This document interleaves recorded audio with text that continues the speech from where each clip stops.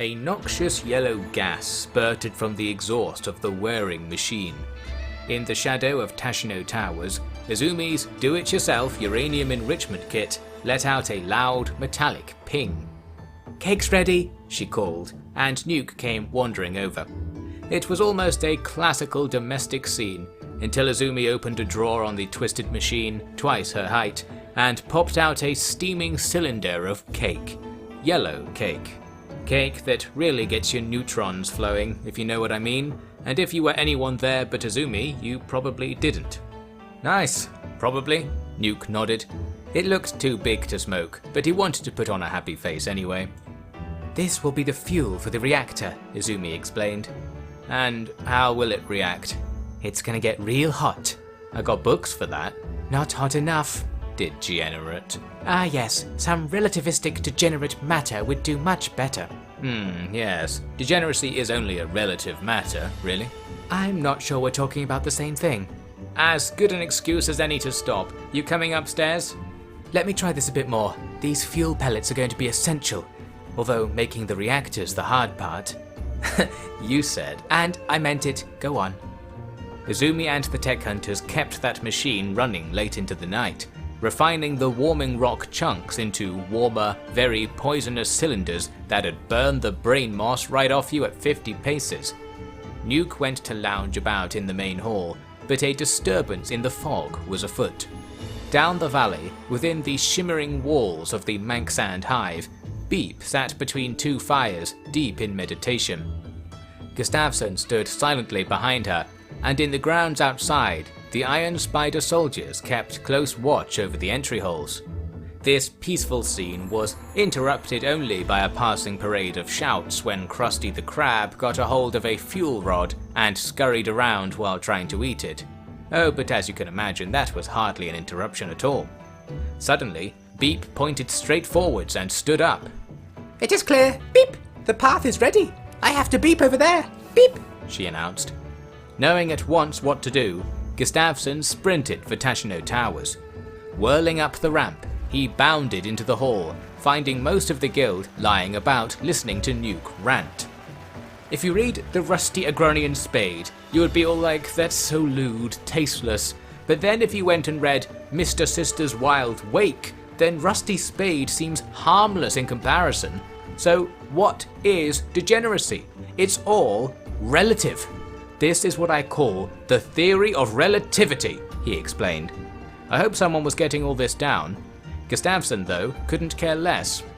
"I have come, and so has the time," he hailed. "It's always time for Bad Green. What's keeping you up at this late hour?" "Oh, for fuck's sake," Nuke said. "The transition is upon us.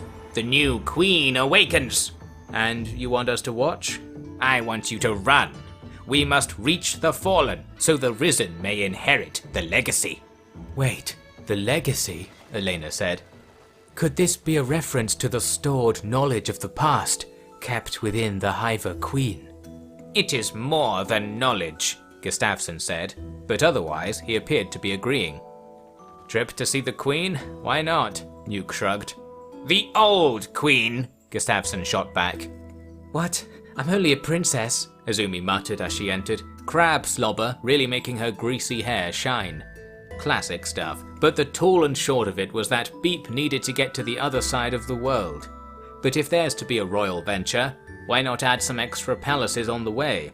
The animals were stacked with soft brown and glowing green, and the guild was rallied for a little tour of the provinces. In an age where quantum-entangled communication was in its infancy, visiting one's own territory was the best way for a monarch to enforce the law. Since the actual emperor hadn't left his burrow in a good while, certain proclamations had gone unheard.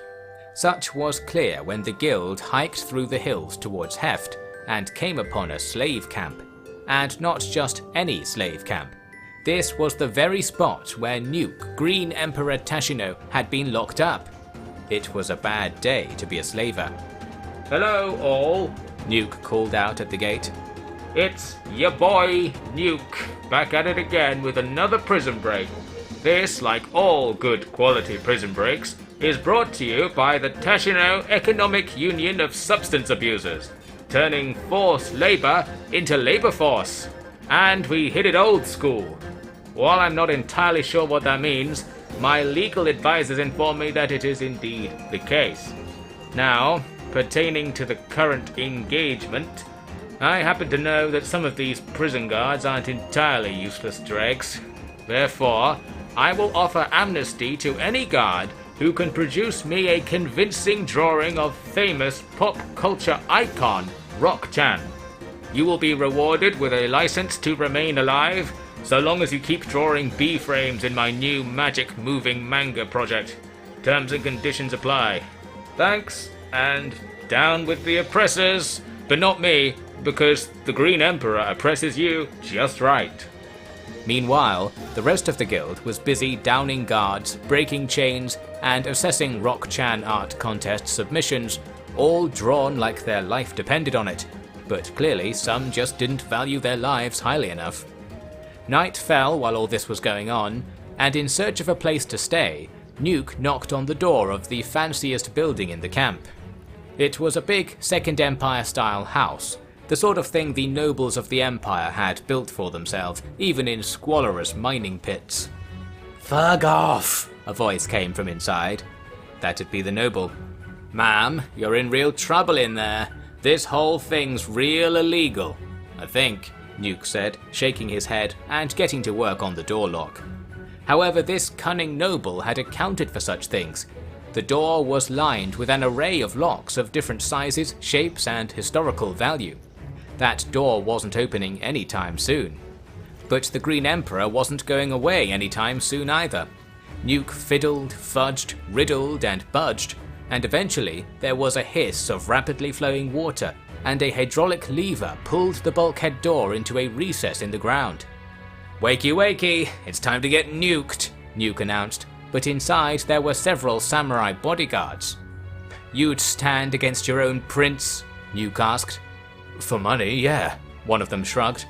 "Understandable. Have a great day," Nuke said, turning around and walking back out. The bodyguards looked at each other in confusion, but then the whole building rattled and shook as the 1,000 guardians piled in from outside, figurative guns figuratively blazing. The guards were overrun, while Nuke, Els, Wadston, and Sandor swept all the valuables they could find into bags.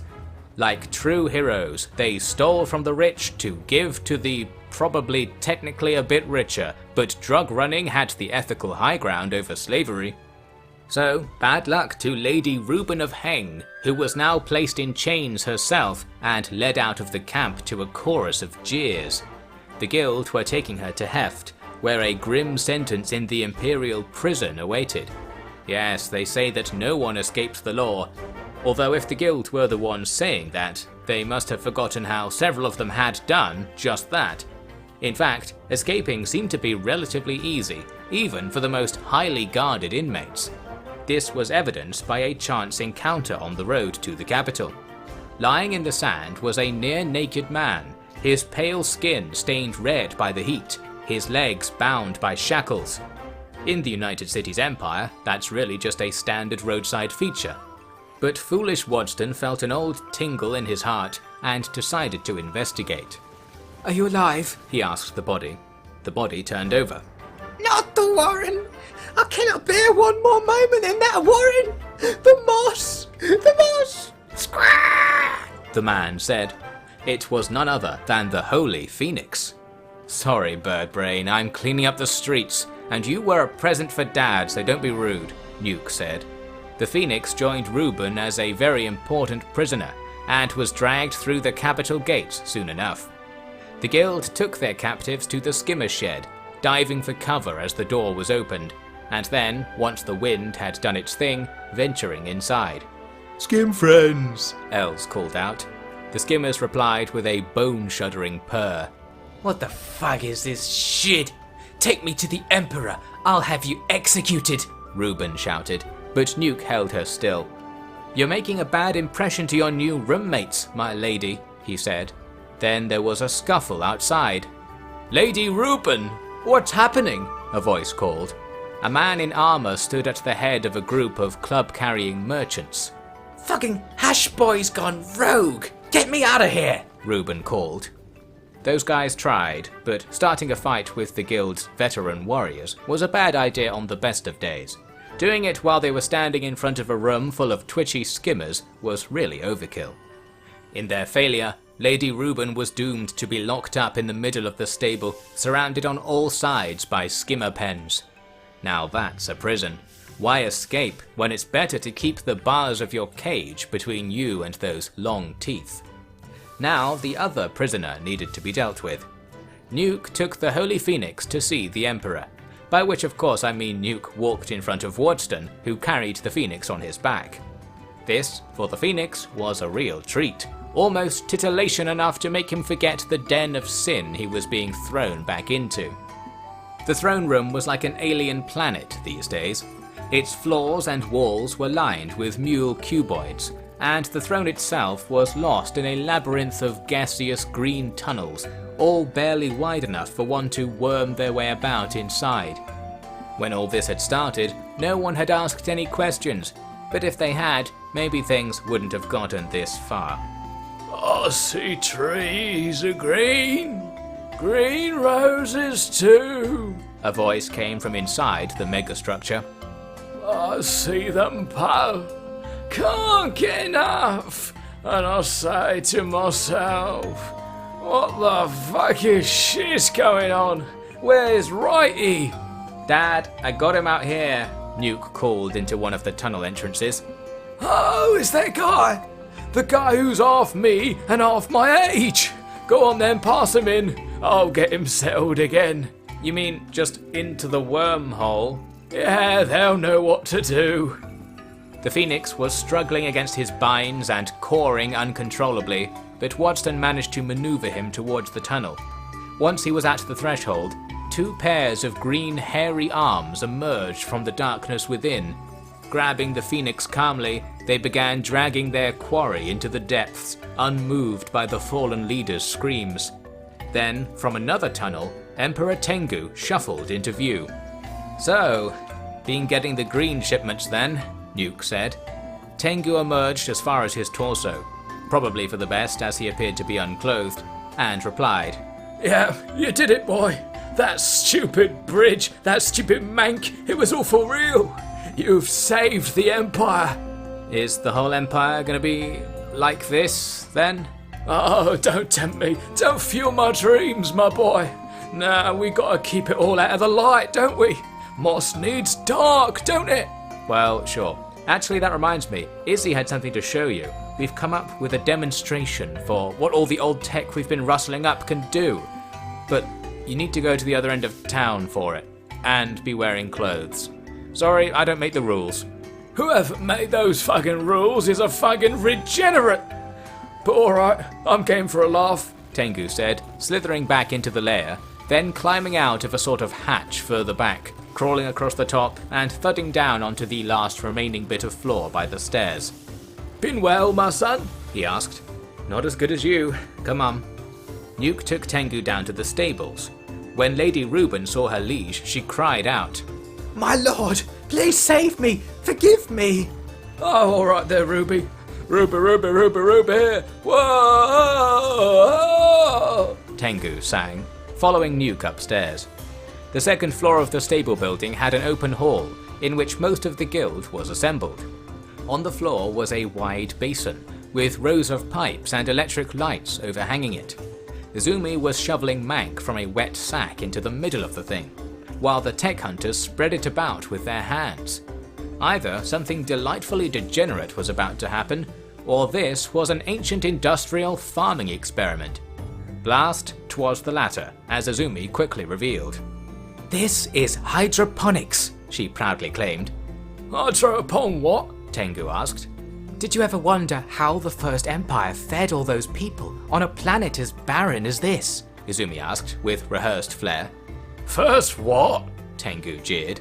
Yes, it was surely by some marvel of the ancients, and this is it. Hydroponics is a revolutionary mank-based farming solution that allows crops of all kinds to be produced in a controlled indoor environment. It allows basic fertilizing medium, such as that supplied by the kind creatures downstairs, to be kept moist and nutritious, even here in the middle of the desert. Always wanted to do that. Thanks. Right, let's bugger off, Tengu said. Wait, Dad, I don't think you're getting it, Nuke said. We can make food inside with a machine. No slaves, no skimmers. Actually, there are skimmers, but not like eating you. If anything, you're eating stuff that they ate. Look, look! He pointed at a certain spot in the mank, and indeed there was a little yellow sprout sticking out of it. The machine hummed, and a fine mist of water was floating down from the pipes above. These genetically souped-up wheat straw plants were growing so fast you could see it if you looked really carefully. Not that Tengu was doing this, but still, he started to realize what this mad science stuff was actually all about. I can grow my fucking own, he realized. Yes, that is one application of this technology, but the wider agricultural implications are far... Izumi tried to say, but she stopped as Tengu was shoving strings of golden cats into her hands. I'll take it, I'll take it, I'll take them all, he cried. It's not for sale. I mean, it's free. Free? I'm doing this to save the world from being a hellhole. But if you put my name on everything and mention that I'm the world's foremost scientist, I guess that would be fine, Izumi said. Oh fuck, whatever you want, my girl. You stand tall over all them boffins. Well, not literally, you know. In fact, fuck it, literally, you're the smartest, tallest, whateverest little brain box this side of Okran. Oi, you know what? I should introduce you to my son. He's single, you know, and he's not as old as he looks. Dad, we already did that, Nuke said. You degenerates! I love it! Tengu cheered. Well, this all seemed to have gone swimmingly, which is extra surprising out there in the midst of the Great Desert. The locals would study Izumi's revolutionary farming device and ponder the mysteries of Mank, and surely the Empire could prosper anew just as soon as they all got done growing narcotics in their attics on the sly. With all this, you'd think the guild would have garnered a pretty good reputation. But at their next stop of the tour, the western city of Stack, they received a chilly reception.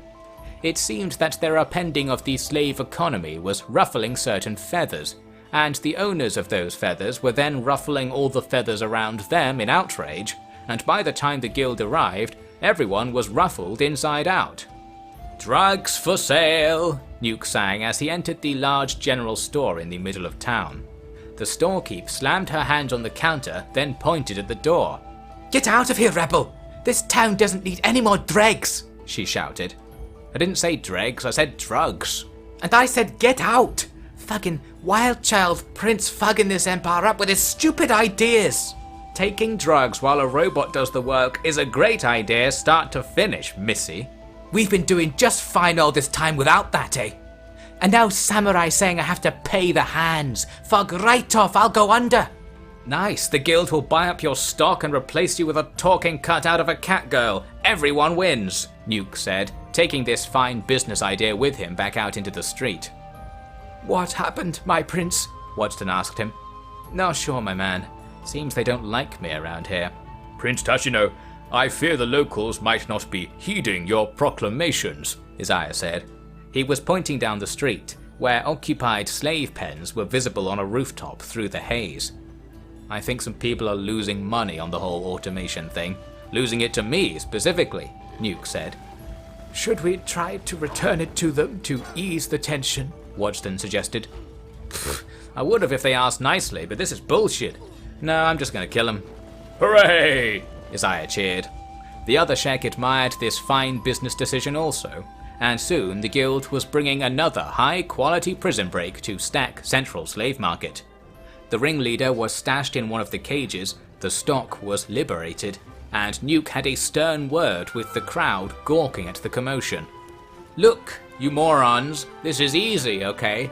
Right now, if you have a slave, then you're paying to feed them, keep them alive, sometimes, and stuff. But if you instead give that money to them and let them buy the food and beds themselves, then you still lose the same amount, but the slave feels less shitty about everything. You see? It's just straight up better. And anyway, send someone to the capital to find out how robots taking all your jobs is the future. Don't worry, you will be provided a set of universal basic intoxicants to while away the time. That's all the First Empire did, and manga was illegal for them. So you know, this is the new golden age.